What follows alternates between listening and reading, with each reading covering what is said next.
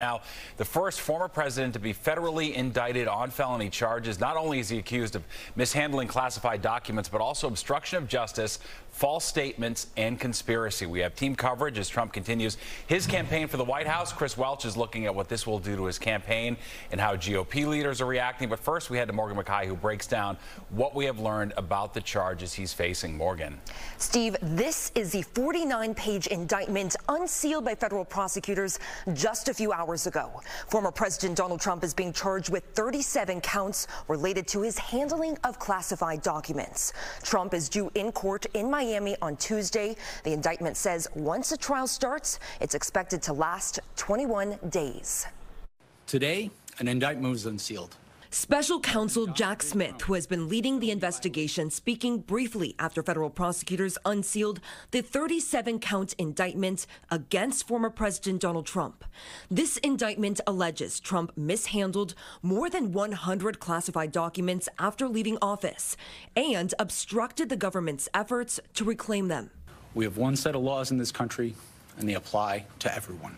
The indictment says that Trump took classified documents that included information regarding defense and weapons capabilities of both the U.S. and foreign countries, U.S. nuclear programs, potential vulnerabilities of the U.S. and its allies to military attacks, and plans for possible retaliation in response to a foreign attack. The indictment shows pictures of how Trump haphazardly stored these classified documents in boxes stashed around Mar-a-Lago. On one date, Trump's aide texts an employee a picture of one of the boxes fallen on its side with documents strewn on the floor. Prosecutors allege that Trump twice showed some of these documents to other people in 2021 at his club in Bedminster, New Jersey. They also obtained an audio recording of Trump showing off a plan of attack document with what he calls secret information to at least 4 people. The smoking gun being this part.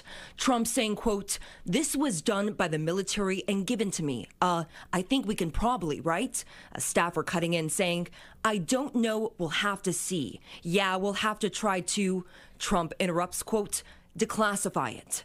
Prosecutors say this shows Trump knew he had classified documents. This is a trial where a lot of the evidence is going to be basically the prosecutor pressing play on a device. They have him dead to rights. Prosecutors also charged Trump's aide, Walt Nauta, with 6 counts, including obstruction.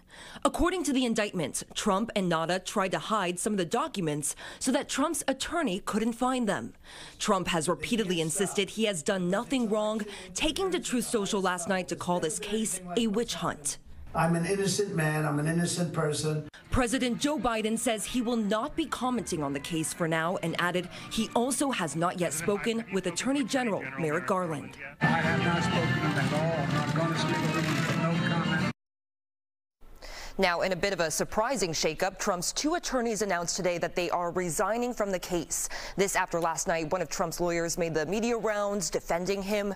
Trump's new attorney will be Todd Blanche, who is also representing Trump in the criminal case here in Manhattan. Steve? Very well. All right. Thanks, Morgan.